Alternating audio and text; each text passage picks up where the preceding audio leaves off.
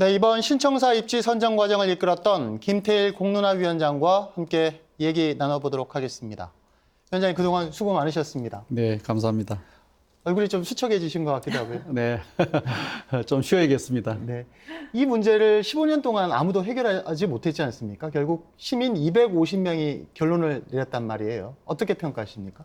처음부터 끝까지 시민의 힘으로 이루어낸 승리라고 저는 생각합니다. 15년 동안 결정하지 못했던 데는 그만한 이유가 있었지 않겠습니까? 그런데 이 일을 정치인들한테 맡겼더라면 역시 해결이 안 됐을 겁니다. 네. 시민이니까 해결된 거라고 저는 해석을 하는데요. 뭐 공론 과정을 지켜보니까 그런 게 너무 확실한 것이었습니다. 네.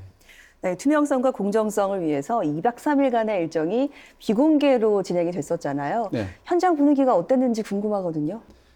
시민참여단 합숙이 시작되기 전에 나는 어떤 지역이 되었으면 좋겠다는 생각을 가지고 들어와요. 네. 그런데 토론 과정에서 점차 생각이 바뀌기도 하고요. 또 뭐 자기 생각이 강화되기도 하는데 한 가지 중요한 특징은 남의 얘기를 잘 듣는다는 겁니다. 그리고 자기 생각을 바꿀 게 있으면 바꾸는 거죠. 이게 정치인하고 다른 겁니다. 학습, 토론, 평가 과정에서 남의 얘기 경청하고 그다음에 자기 주장을 설득하고 또 새로 정보를 획득하고 이런 과정들이 활발하게 이루어지면서 처음에 생각하고 달라지는 현상들이 꽤 많았습니다. 네네. 이것이 이제 공론의 묘미이고 시민이니까 할 수 있었던 일이다. 그러니까 15년 묵은 일을 이렇게 해낼 수 있었던 것은 그러한 시민성입니다. 시민의 깨어있는 역량들, 시민의 힘 이런 것들이 이루어낸 결과라고 생각을 네.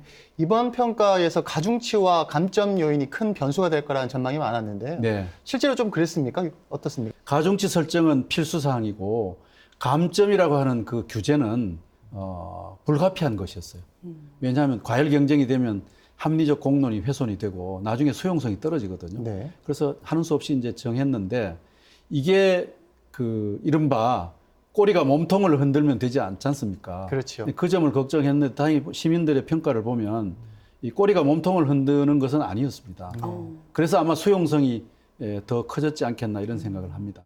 탈락한 구군, 또 공론화 과정을 지켜봐준 시민 여러분들께도 한 말씀 부탁드립니다.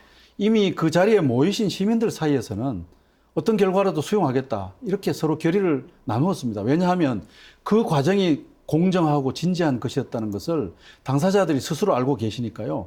그 결과에 대해서 수용하는 건 너무 당연한 일이다. 이런 소회를 서로 나누고 헤어졌거든요. 그래서 그 지역의 정치인들, 지도자들은 뭐 아쉬운 점이 있다 하더라도 250만 시민의 이름으로 이루어진 이 결정에 대해서 좀 수용을 해 주시는 것이 좋지 않겠나 하는 이런 바람을 말씀을 드립니다.